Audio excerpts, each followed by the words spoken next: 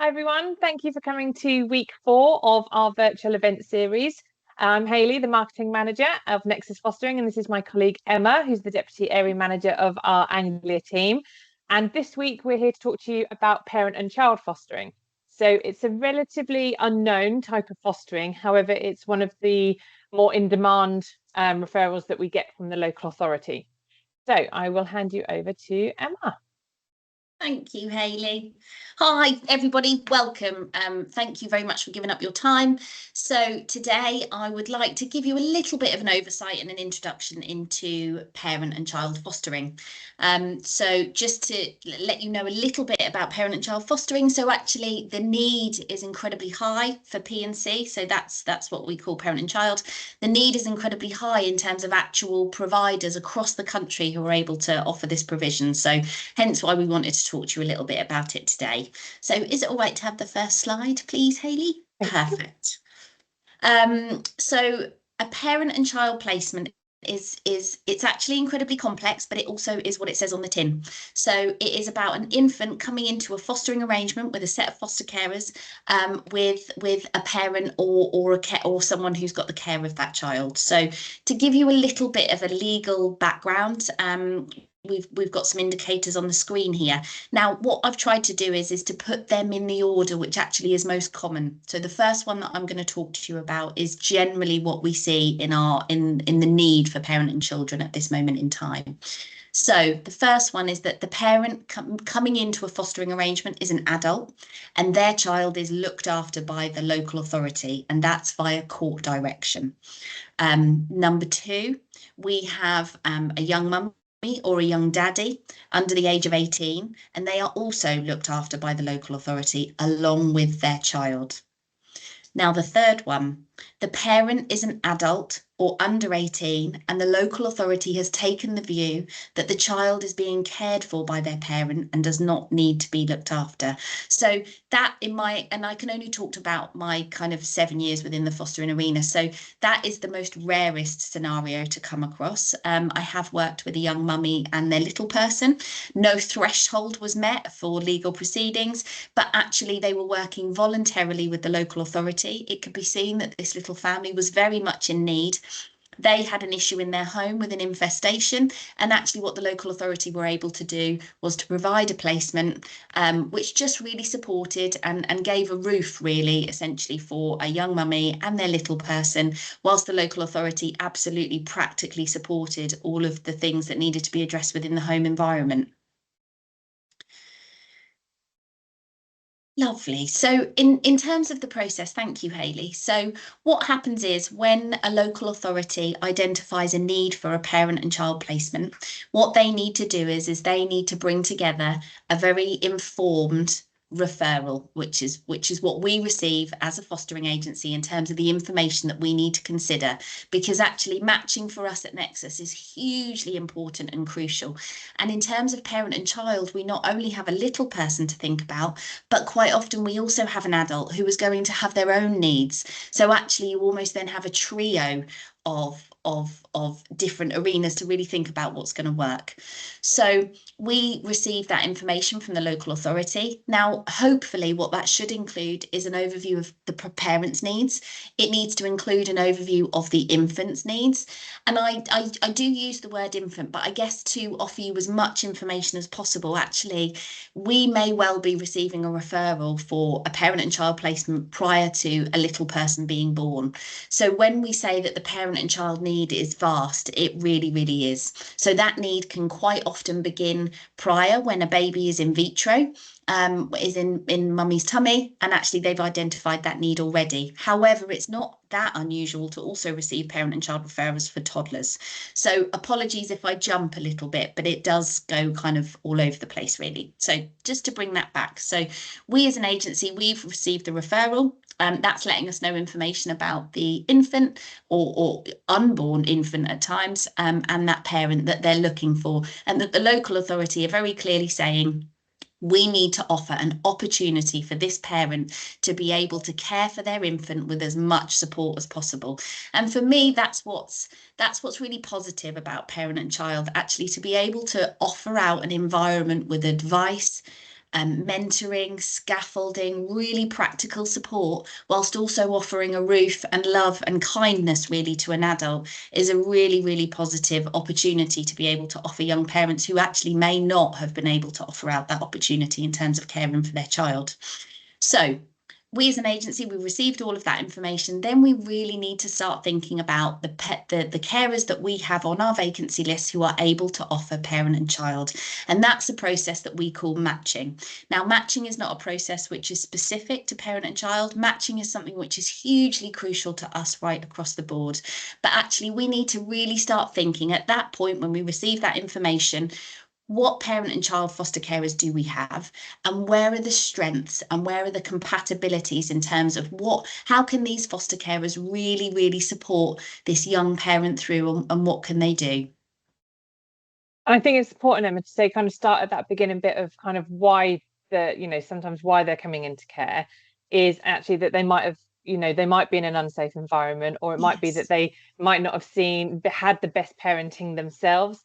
So they're not having, they don't have the skills, or they don't know how to nurture and love that child in that particular instance.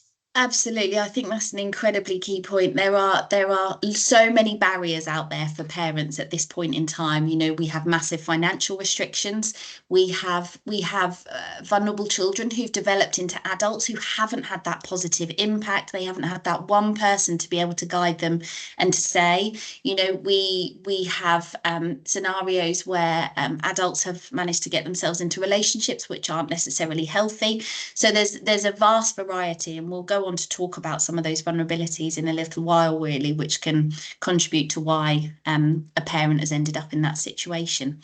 So just to bring it back to the referral there, at that point when you are seriously considering kind of offering a home, which could actually be for quite a long period of time to a vulnerable parent and their child, you need to be working through that information and really thinking about how that matching, as I was talking about before, what you can offer and how it's going to meet the needs of that adult and that child. So there's some things on here which is really helpful in terms of what you would want to think about. Is the baby expected to have any health concerns, which we're aware of?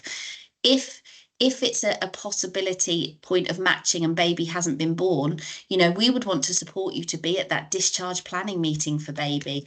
Any health information or what is known about that baby through the 9 months prior to being born, actually, we need to know that. You need to know what kind of little person and additional vulnerabilities. Newborns are completely vulnerable, but additional health complications can complicate that, and you would need to know that. Does the parent have any health concerns or conditions to be considered?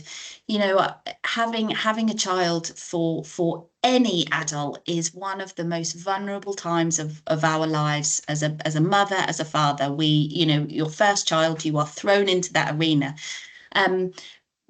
And the other thing that I often think about for our parents coming in is to move into a fostering household, potentially with strangers, that must provoke a real level of worry for them and anxiety. So we quite often really encourage a sense of warmth and containment from our parent and child foster carers, because you've got somebody who has just gone through an incredibly traumatic experience having their child, and they are very aware that they're not able to return home. Unfortunately, they're going into a fostering arrangement where part of that task of that role is to support, guide and advise, but also there might be a time where they need to step in really in terms of the parenting that they're seeing. So massive amount of expectation. Does the parent have any known mental health concerns? We need to be thinking about what could we do to support parents who actually, we know that mental health has been tricky. What mental health support networks actually have they had where they are living? Is that something that we can make available for them when they move into their fostering arrangement? Is that something that we can already have in place? Let's think about perinatal support. Let's think about let's be really creative actually and think about if they have an advocate, if they have a specific CAMHS worker that perhaps has supported them through, it was 16, 17, 18, those key adults are going to be really important in terms of contributing towards that success. So I've almost just covered that one. So who are the current support networks for the parent, professional and personal? What we see from the adults who are brave enough actually to kind of enter into the arena of a parent and child fostering arrangement is that there can be a whole range of adults who've been important to them. Is it a teacher that they've had in an educational setting? Is it an auntie? Is it a social worker that they've come across previously? Actually, what needs to contribute towards somebody feeling really whole and feeling as strong as they possibly can to care for their baby, they need support around them. And whatever manner that can come in, we need to think about how we can match that with the fostering arrangement. As I was saying earlier, because parent and child fostering arrangements and fostering households, they are one of the most needed countrywide. It wouldn't be unusual for us to be thinking about a referral which is perhaps coming from Milton Keynes, from Wales. So that's something to really think about when we're thinking about support networks for that parent. So initially thinking geographically, that might present as a barrier, but actually what can we do about that? Do we have local services in Norfolk that can meet that need? Is there a possibility that we can have conversations with the local authority about making sure that important person can travel as flexibly as what they can do? Are we aware of anybody connected to the parent who may present a risk to their infant? So this is really key and not unusual to think about in the matching process. We need to understand anybody, either whether it be another parent, whether it be a grandparent, thinking about the complexities of who is going to be seeing that child, and also who is going to be open potentially to knowing where you live and part of your family life. We need to understand those risks, because that also is indicative about what is going to make an okay match for you and what is going to be as safe as possible. Has the parent ever misused substances? Again, it's another matching consideration, actually, in terms of for you as a family, potentially, is the parent needing medication immediately after they return home from hospital? That's something that we need to think of and we need to be aware of. Actually, is there a slight possibility that babe may be born withdrawing from a certain substance? All of these things contribute towards what is going to be the beginning of that journey for the child. What are the specific risks to the infant and child and the reasons why a parent and child fostering arrangement is being requested? This is really, really important. Actually, what you need to understand as foster carers opening up your home is what is the need here? What is being requested from you as foster carers in terms of this arrangement? Thinking about level of assessment, your recordings. We'll go on to talk about that a little bit more later on, but actually it's within matching, it's always very, very key to understand what the local authority are asking of you, because essentially you are going to be caring and supporting an adult in your home who is going to have these questions, and you need to feel empowered and supported to be building a trusting relationship with that adult, because you are the person that they turn to and that they rely upon. Is there a current DBS check or police information in relation to the parent which needs to be considered? So absolutely, you need to understand what is the criminal history, if there is one, of that parent? Because actually, you as carers, you are offering out your home. You may have your own children within your home. You may have other looked after children. You need to understand exactly what's being asked of you. Has the parent ever been physically or verbally aggressive to anybody which we're aware of? This is a really tricky one, because actually we need to take a moment and understand context. The adults that you are bound to come across in terms of parent and child arrangements are at an incredible crisis point in their lives. They are wanting to welcome their own child into this world, into this planet, and look after them independently. But actually the local authority have such worries generally about the care that's going to be given. They are asking a huge amount of that parent to potentially move somewhere strange, to build a trusting relationship, and to take their baby, all at the point where you're feeling the most vulnerable. So I always want to take that into consideration, really. I think pregnancies, if you're coming in looking after a newborn with their parent, that pregnancy is likely to have been stressful. There will have been local authority involvement. These adults might not have had a fantastic experience working with the local authority. I think it's a really, really difficult thing to navigate. And I think it's about being realistic about what we expect from our parents when they're moving into our parent and child fostering arrangement. And you mentioned it last week about how children feel when they're coming into a new home. And you say they've probably already moved around a lot, and the nerves, and it's different smells, it's different people, it's different noises, it could be a different location. All of those things still stand with a parent and child arrangement. You know, they could be moved miles away from home. They could be, all of the things that they might have known in their home is going to be Yes. completely different. So it's Yeah. going to be so overwhelming, Potentially, yeah, so taken overwhelming and from their nerve-wracking. support network. Yeah. Anybody who's familiar, maybe even the hospital where their child was born. You know, in terms of moving counties, sometimes I can't even begin to imagine when we're at our most vulnerable, really, how we can support that in a really positive way for them to make them feel as safe as they can. And I guess the additional key bit there, Hayley, for parent and children, so we are wanting to emanate that safety for the parent, because essentially with that attachment and that connection between a parent and child, which is what we're wanting to see thrive, we have to be really mindful about absolutely containing that parent, because those feelings and that connection will go across to that infant. Definitely. Thanks, Hayley.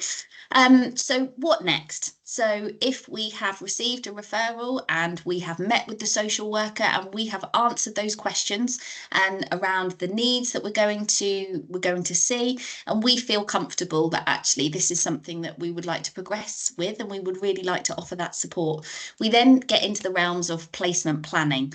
Now, with a parent and child, in the best case scenario, although it's not always possible, I would love this placement planning to be happening potentially before baby is born and before you've got a parent and a child kind of on your doorstep. So it's thinking about if the local authority are aware that mum is pregnant and she may well be due in a month's time, is how can we start to build that trusting relationship? Is it about video calls, or actually if mum is local and from the same county, can we make that relationship face to face as quickly as what we possibly can, really, to kind of begin to reinforce that trust? Because what will only support at times, you know, vulnerable adults who are coming into our home is that trust that they have in you as a carer. And you know, we'll talk about it a little bit later on, but actually the baby and the infant is always the priority. But likewise, you have an adult who is needing quite a lot from you too. And we'll see a video later on from one of our P&C foster carers who is fantastic, but she talks about needing to meet the needs of two people, really, and how she does that. So placement planning, what we need to think about is the practical bits, really. So thinking about health of the child and health of the adult. Actually, you know, the adult, we need registration for GP, for dentist. We would want to offer that high level of healthcare and making sure that all of those provisions are in place. In terms of little person, actually, if little one is coming to you who has only just been born, you will have a midwife with you kind of every other day, actually, for those first 10 days. And then it will be about making links with the health visiting services. And still really the health visiting services until that little person is up to the age of 5, although I must say that that's much rarer as in terms of P&C arrangements as they get older. So emotional well-being, really important of kind of parent and infant. What are we expecting to see? What are we going to be see kind of moving later on? Oh, I do apologise.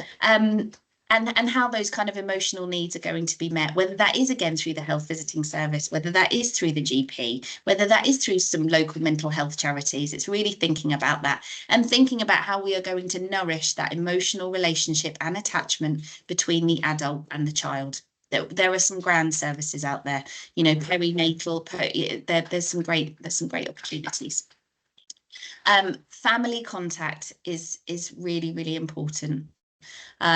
We need to understand who is important to the baby, who also is important to the adult, but actually in terms of formal arrangements and what that is going to look like. And when parent and children are placed out of county, that's even more significant to consider. How is that all going to happen? Because actually we wouldn't be asking a parent and child to travel for hours and hours back to their home. Initially, you know, when they're recovering from the trauma of having a baby, actually, we would be wanting adults to come closer. So how is that all going to work logistically? Roles and responsibilities. So role of the foster carer and the parent need to be made very, very clear at first. So if we think about the vulnerability of the parent, they're going to want to know level of supervision. What does that look like? Who gets told about that? What happens if I make a mistake, if I don't do the right thing, or if I need help in the middle of the night? All of those things, again, is only going to encourage a very open and transparent and honest relationship if we're really clear about that from the outset. You guys as foster carers, it's about that level of supervision. What is that? Are we talking about? So there is occasions where you're asked to supervise 24/7. So that's 24 hours a day, 7 days a week. What that means is that the baby sleeps in your bedroom.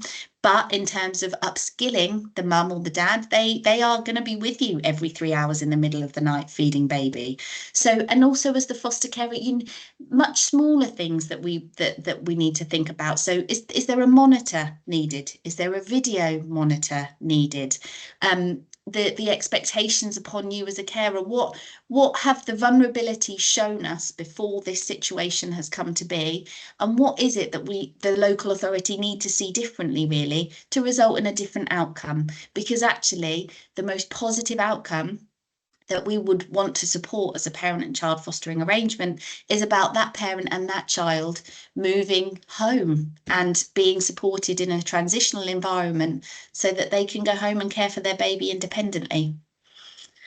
Education. So for infants and for babies, what provisions are out there? Is it that you've got the local library where they're running groups? Are there much more kind of sensory-led baby groups? And again, sorry to keep bringing you back, but it goes back to that matching and that need. Is there something more bespoke about little person that is coming to you? Is there worries about their ability to be able to verbalize how they're feeling, for example? Obviously I'm thinking about a much older person. Is it that baby has lived at home for a little while but actually hasn't had that opportunity for stimulation, and how are we going to support them to meet their milestones? From Nexus's perspective, we need to think about how we can upskill you. So it's about your training. So if you were carers with Nexus and you came to us and said, look, I've got a real passion for parent and child, it's something that I would like to explore, our first port of call would be offering you parent and child training. And what that is, that's a bit of a tour, much more in depth than what I'm able to offer you. So it's kind of 3 to 4 hours really thinking about, and also having opportunities to meet other carers who are currently in the present offering parent and child arrangements. Last year, we were offering some parent and child support groups, which were virtual, because as I say, parent and child fostering arrangements, it's not a common provision actually. So here in Anglia, I think we've currently got 2 families who are offering that and are absolutely fantastic. And it's also thinking about very bespoke training, which is going to support you to understand what you're looking for in terms of that attachment. It's that emotional connection between mummy and baby, because that is what is also going to be offering resilience for that relationship to survive and to make sure that little person is okay and safe. Yes, it is about the basic needs, of course, feeding, kind of sleep, is there routine, is there opportunities for stimulation? But what I find hugely interesting is emotional responses of little people, really, and do they look for their key person? Is there that eye contact? Is there that ability to feel completely contained and safe? And as a parent and child foster carer, when this is unfolding in your home 24 hours a day, very quickly you will see opportunities for those observations. Placement. So what are the local authority asking for you in terms of length? Now, I have to be incredibly transparent. That's not always a straightforward one. And again, it goes back to the context of the arrangement. If we're talking about something which is in the court arena, it's not uncommon for kind of it to be 5 or 6 months and possibly longer. If it is one of those much rarer situations where we're thinking about you being able to hold and contain a little family while something is needed to be sorted for them and they're supported by the local authority, the likelihood is that that's much shorter. The other thing about parent and child placements is, in my experience, they can be very, very busy. Not only have you got one little person, you've got 2 people with a level of need, you've got appointments which need to be done, and things can develop really quite quickly. So that's something to be aware of. Availability of that carer is important. So we're now at the point that the parent and child arrangement has begun. Now we need to think about how are we going to support that the best as possible? How are we going to support you? And how are we going to keep the local authority informed of exactly what's happening? So the first thing that we need to consider is about creating stability. So that first period of time when you've got an adult and a little person who has moved in with you, you are really wanting to nurture that relationship. They need to trust you. They need to talk to you. They need to be very open with you about really what's happening and letting you into those very important moments of them caring for their child. Now, again, I can't give you a specific on how long that should be, but it should be very much in conversation with the local authority social worker. How long are we wanting to really give this very high level of intensive support? So we move on to that next stage of support. If everything has been going well and the parent is responding and the infant is being cared for, we then look at, okay, how are we going to move this forward a little bit? How do we as a carer step back enough to a point to give that parent the opportunity to do those things that they've seen be done together so that they can do that independently? So that's really that next stage where you're with that opportunity to care for their child, because that's what needs to be seen by the local authority. And this last stage of a parent and child placement, what we very much hope for is that almost what's happened and developed over time is that parent has really been able to evidence that they can meet the basic needs of their child. They are absolutely moving forward in terms of meeting the more complex needs. And actually, this becomes quite a planning stage. So we are really, the possibility of parent and their little person going home. So what is that going to look like? Nobody at any point is just going to take them home and then that be it. Quite often you need to think about housing. You need to think about supporting that adult with finances, what that's going to look like, which is a fabulous place to be really as a parent and child foster carer. Definitely. This, you will all know this. I think it's something to really just consider and probably take note of, when sometimes it can be incredibly complicated having a relationship with an adult in your home. At all points, the infant and the baby's needs will take priority.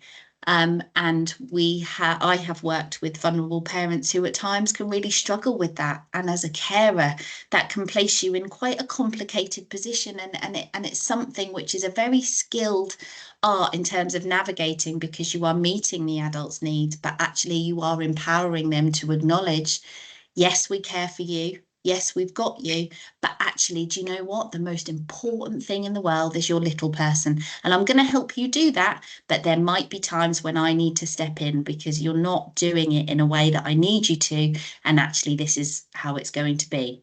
Now, as I'm sure you can understand, that at times can cause difficulties and ups and downs in that working relationship. But the skill is being able to be open, be transparent, and work through that.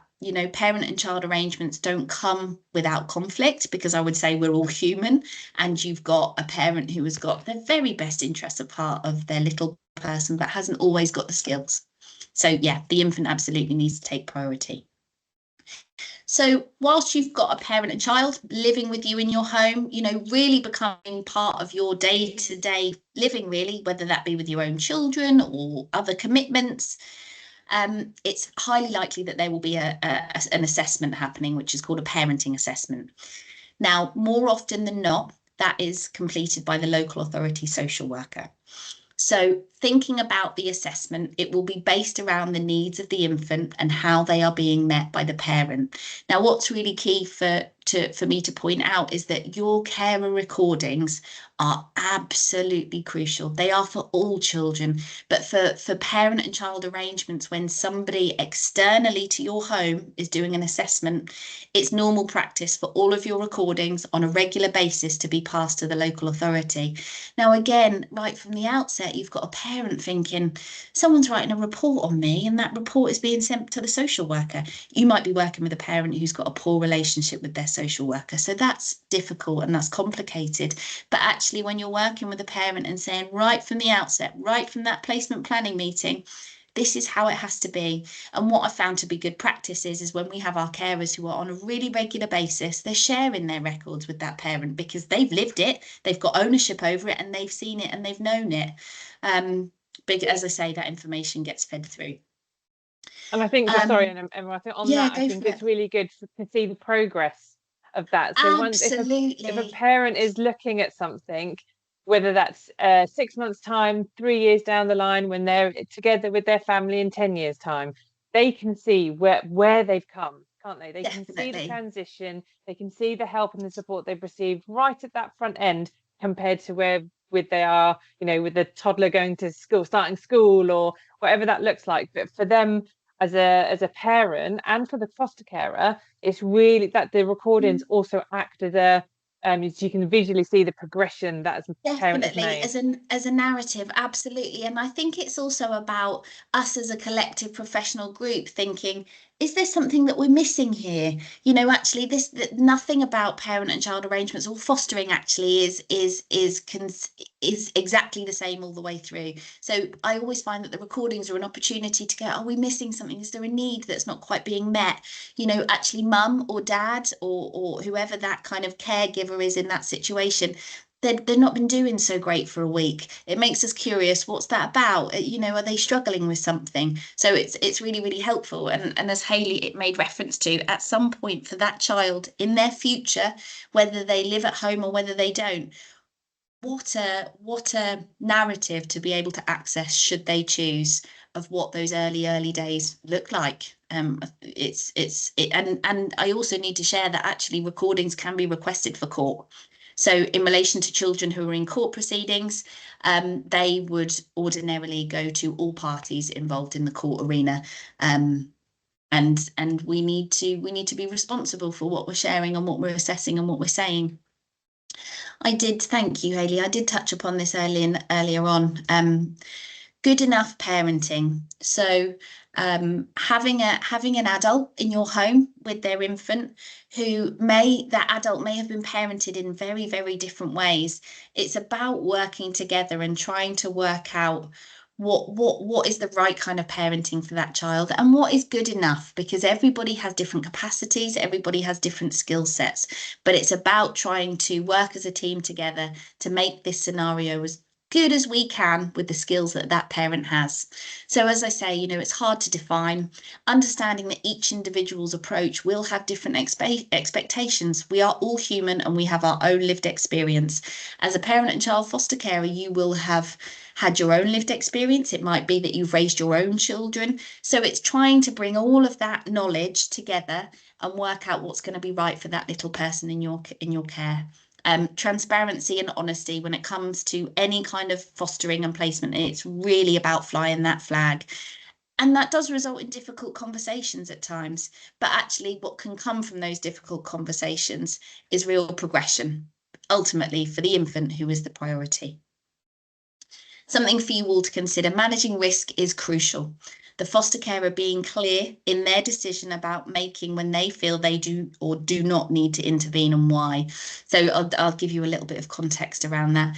There may well be times where you are supervising a situation where actually it's not safe for that little person. So an example around that may be, I've worked with a 3-month-old who was popped down on the sofa, and a 3-month-old doesn't have that ability necessarily to be able to hold themselves up and to stay safe. Mum turned around without thinking. It wasn't purposeful, but actually that carer in that moment needed to scoop little one off of the sofa. Again, as I say, that can be an environment for a tricky conversation, but actually as the carer in that situation, you may need to step in and keep little one safe. And I think that's important to understand. So the goal is for the parent to develop safe care and confidence in their way of parenting, not force them to do things our way or the way that we've been raised, but actually for them to create their own journey and create their own skill set in a way which is going to meet their child's needs. Confidence, I think, is a massive key word really in this slide. As part of developing that trusting relationship with the parent under your roof and in your home, you are needing to bolster their self-esteem. You are needing to give them loads of praise in terms of maintaining that relationship and how that can work, and really what a good job they're doing with their child. So, and that as a carer is no mean feat. So here at Nexus, we offer 2 types of parent and child placements. So we've got the parenting support placement. Now that's kind of for a lower need. So that's about minimal observation and guidance is needed, and there aren't any concerns about parenting capability. The parent has full control of caring for their child, with the carer being a secondary support. Carers support and advise. So going back to what I was saying earlier on, you know, a situation where care of little one is good by the parent, but actually there's a situation where they need help for kind of 4 to 6 weeks, really. You know, they might need to move out of their flat. That would be the type of parent and child arrangement we'd be looking at for that. So this one is much more skilled. So a parenting skills placement, an observed and supported placement requiring greater responsibility and task completion. Carers will observe, model, teach and guide parents in parenting skills. Carers will be required to provide a high level of supervision, and as I said earlier on, that might be throughout the night, to the parent and child, and be aware of any safeguarding concerns. Comprehensive records are required in both types of placement. Thanks so much. So go on, Hayley. No, I was going to say, so this is who we mentioned earlier. So this is our foster carer, Lorraine. She's been a parent and child foster carer, I think, for about 6 years. And so this is just what she has to say.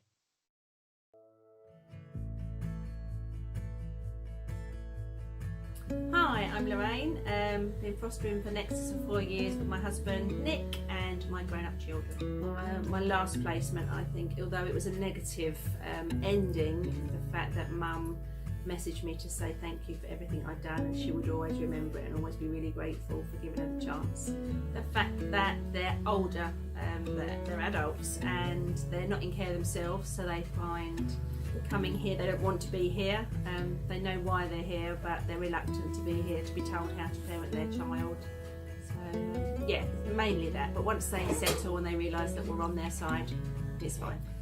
I think it's the only way to give young parents the opportunity to be with their children and to try to learn how to parent, to be a good parent.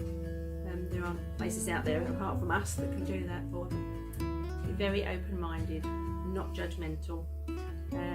Listen, understand that just because you're a parent yourself, your parenting isn't always the best. Everyone parents different, so yeah, just give them a chance to be themselves and parent their way with guidance. Stressful, full on, but really rewarding. We were recommended by friends that foster for them. We did a lot of research, but they came out the best with Ofsted, and the support's been brilliant, always on the phone. Plus other foster carers within the agency are really friendly, and it's like a big family really, we just all help each other.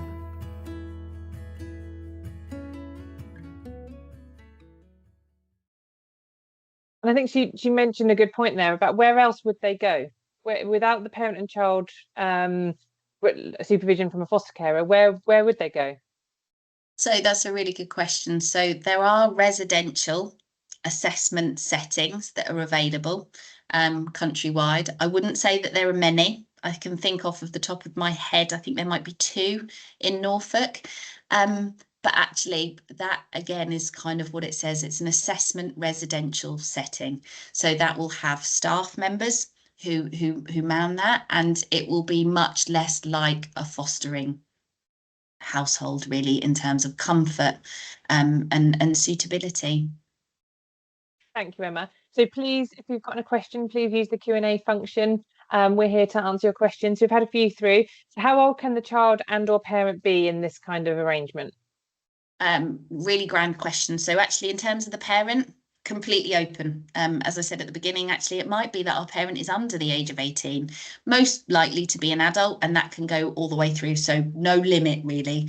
In terms of the child, for parent and child fostering arrangements, the most common, I would say, are very, very small infants. And I would say they can kind of go up to around the age of 2 to 3. It's very, very rare to receive situations that need support post a child being 3.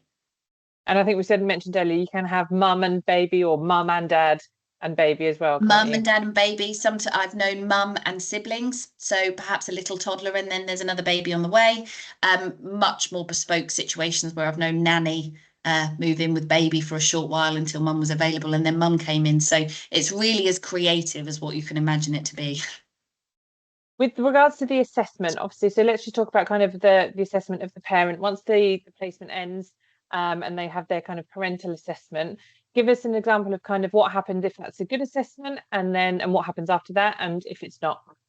Of course, yeah. So the social worker completing that assessment, whether that be the allocated social worker for the child or an independent social worker, it will be very clear that there will need to be a recommendation to the court. So that recommendation, hopefully, all of the hope is that actually with lots of support, this can go on and parent and child would be moved home with transition plan, with lots of thought, with lots of consideration. Unfortunately, we do have situations where it's recommended that in reality, it's going to be it's going to be impossible actually for this parent to be able to maintain positive care of their child. In those situations, once that decision is recommended to court, there's usually a hearing where it's decided that that is the outcome and that is the decision. At that point, if the parent hasn't already made the decision, because I can't even begin to imagine how difficult it would be, the parent then needs to leave the placement actually. Sometimes parents do, sometimes parents don't. Actually, it's decided at that point, is it in the child's best interest to remain with that foster carer? Is it in the child's best interest actually perhaps to move to a foster carer closer to the local authority where they're from, thinking about family time? So yes, it can be recommended that actually sadly that they're not able to remain. So either the baby remains with the parent and child foster carer and parent moves on, or actually both parent and child move on from the arrangement. Thank you. Do foster carers need any particular skills to become a parent and child foster carer? I think that all skills in relation to fostering will be transferable. If there is additional experience perhaps of midwifery or health visiting or teaching, I mean, that is just an incredible bonus, isn't it? But, you know, all skills that are needed to support human beings, to support adults and to support children is what we're after. Warmth, curiosity, acceptance, love, kindness, non-judgment. So absolutely skills are transferable right across the board. And would they come into a foster care arrangement if they couldn't stay with another family member? So is it kind of a last resort for them? Would they always try and look for them to be placed with a family member before they come into a foster care arrangement? Yeah, absolutely. Yeah. So local authorities do something called viability assessments. So during the process of the decision being made that a little person couldn't be at home with their parent, they would be looking at all avenues about what that might be able to look like in terms of whether they could move in with granny, whether there was an auntie, whether there was somebody geographically a lot closer actually. Which kind of makes it more harder as such, because if they haven't got that provision, if they haven't got that family support, then it's more important that the foster carers are available for them to, you know, they're going to have, it's kind of a last resort as such for you know, to be coming into a foster care arrangement anyway if they've got no other family or support. Absolutely. For that must be hard for them. Yeah, and we've got carers here, and I've worked with foster carers previously who actually have really long-lasting relationships with those parents, no matter what the outcome actually. Those relationships are maintained, and parents will often reach out and share information or seek advice much years after sometimes that they've been in that arrangement, because that relationship has been so solidified in terms of what that carer was trying to do and offer them that opportunity. And I know Lorraine, she keeps in touch with her parents, you know, it's all Christmas cards, birthday cards. Yeah. So she's always on the end of a phone, you know, for them to call her and ask her about something, the washing machine or something like that, you know, she's always there. So it's lovely. Thank you so much, Emma. I hope you've all found that really informative. These are obviously our contact details. So any other questions, we're always here. Please do get in touch. Next week, week 5, so it's therapeutic care next week. So again, it's another important fostering type. It's we have lots of children coming into care with ADHD, autism. It's a lot more known now than it was. So it's just to give you explanations about what therapeutic care looks like and how Nexus can support you that as a foster carer. So thank you, everyone. Thanks for coming, and we hope to see you next week. Take care now. Bye. Bye.